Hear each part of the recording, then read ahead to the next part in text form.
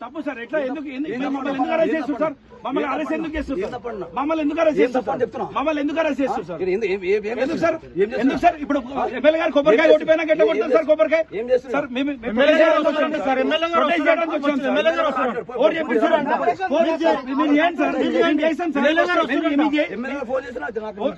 Sir తప్పు sir ఇప్పుడు మాట్లాడండి సార్ ఎమ్మెల్యే గారితో మాట్లాడండి సార్ ఎమ్మెల్యే గారితో మాట్లాడండి ఎమ్మెల్యే గారితో మాట్లాడండి ఇంకో మాట్లాడండి సార్ మాట్లాడండి సార్ ఎమ్మెల్యే గారి నెంబర్ ఫోన్ చేస్తున్నా మాట్లాడమనండి మా ఎమ్మెల్యే గారు వస్తున్నారు మేము వెయిట్ చేస్తాం ఇక్కడ ఎట్లా తీస్తారు సార్ తప్పు సార్ మీరు మమ్మల్ని అట్లా అంటే సార్ తప్పు సార్ లేదు తప్పు సార్ పట్టుకోరు గడ్డి పట్టుకోరు ఏమన్నా కానీ సంపి తీసుకపోరు సార్ సంపి తీసుకపోరు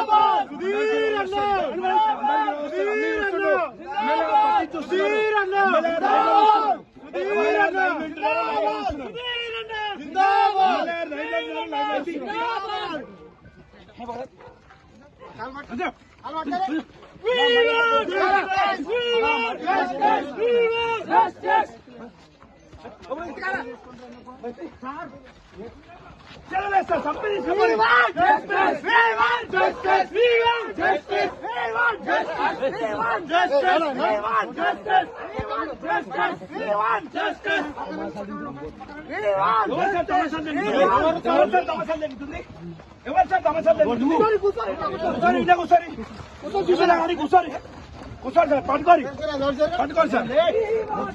సార్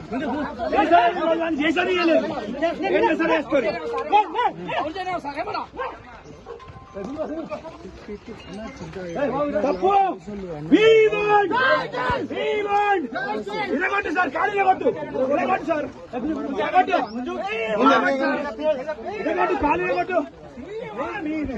హైదరాబాద్ డివిజన్ లో ఒక 4 శంకుస్థాపనలు ఇనాగరేషన్ చేయడం జరిగింది.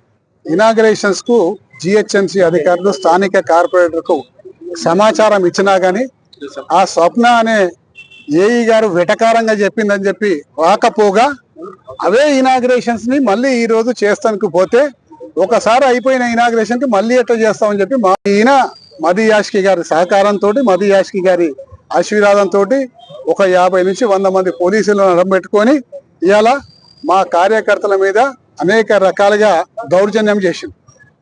ఇవాళ బూతులు తిట్టిండ్రు, కొట్టిండ్రు, తొక్కిండ్రు, తీసుకుపోయి పోలీస్ స్టేషన్ లేచిండ్రు. శాంతియుతంగా చేస్తున్న నిరసన తెలుపుతున్న వాళ్ళని బూతులు తిట్టాల్సిన అవసరం ఏముంది, తొక్కాల్సిన అవసరం ఏంది, కొట్టాల్సిన అవసరం ఏముంది? పేర్లతో సహా అడిగి ఈరోజు ఆ దౌర్జన్య కాండ చేసిండ్రు. ఖచ్చితంగా హయత్ నగర్ సిఐ మీద ఈ చర్య తీసుకోవాలి. ఎందుకంటే ఈ విధంగా పేర్లతో అడిగినప్పుడు ఆ విధంగా దౌర్జన్యం చేసినందుకు చర్య తీసుకోవాలని చెప్పి డీసీపీ గారికి ఇప్పుడు విజ్ఞప్తి చేసినాం. అదే అంతకన్నా ఒక అరగంట before LB Nagar police station limits లో నిరసన తెలుపుతున్నప్పుడు నిరసన తెలుపుకోవాలంటే మీరు పక్కకు నిలబడండి, వాళ్ళ పని అలా చేసుకొని అని చెప్పి ఆ సిఐ చెప్పిండు. వీళ్ళు నిరసన తెలుపుతుండ్రు, అక్కడ వాళ్ళ పనాలు చేసుకున్నారు.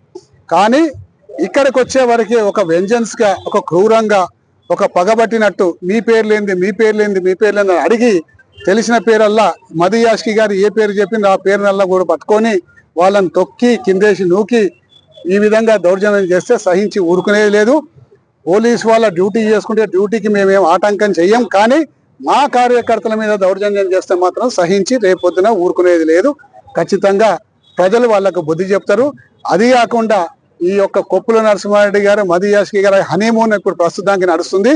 ఈ హనీమూన్ కూడా తొందరలో బయటపడుతుంది. ఖచ్చితంగా ప్రజలు ఇటు కొప్పుల నరసింహారెడ్డి గారికి అటు మదియాష్కి గారికి ఇద్దరికి బుద్ధి చెప్తారు. అది తొందరలోనే రాబోతుందని కూడా ఈ సందర్భంగా మనం చేసుకుంటాం.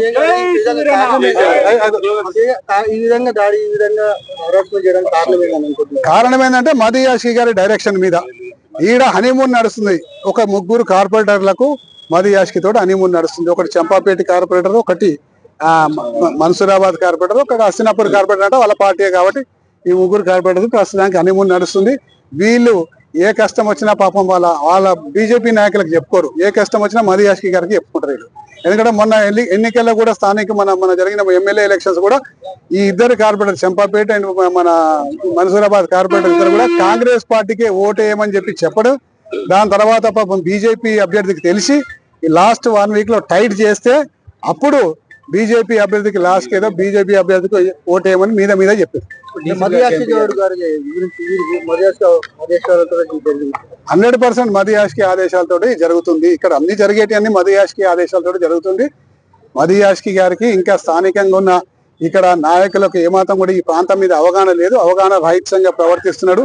ఖచ్చితంగా రేపు ఆయన కూడా ప్రజలు బుద్ధి చెప్తారు. డీసీపీ గారికి ఈ విధంగా వ్యక్తిగత కక్ష పెట్టుకొని వ్యక్తిగతంగా పేర్లు అడిగి సిఐ గారు వాళ్ళ మీద దాడి చేయడం, క్రూరంగా లంజ కొడక ముండ కొడక లేకపోతే బోసిడికి చెప్పి తిట్టడం, ఈ విధంగా బూతు మాటలు మాట్లాడుకుంటా వాళ్ళని తన్ని తొక్కి తీసుకుపోయి పోలీసు వ్యాన్లో వేయడం నిజంగా దురదృష్టం. ఈ విధంగా మాట్లాడితే బాగుండదని కేటీఆర్ గారు కూడా ఆల్రెడీ కమిషనర్ గారికి ఫోన్ చేసిండ్రు. తప్పనిసరిగా ఇంకేమైనా పెద్దగా అయితే రేపు పొద్దున కేటీఆర్ గారు హరీష్ రావు గారు అందరూ కూడా ఎల్బీనగర్ లో ఉంటారు. వాళ్ళకి సరైన బుద్ధి చెప్తాం. తప్పనిసరిగా మీరు మీ పద్ధతి మార్చుకోండి.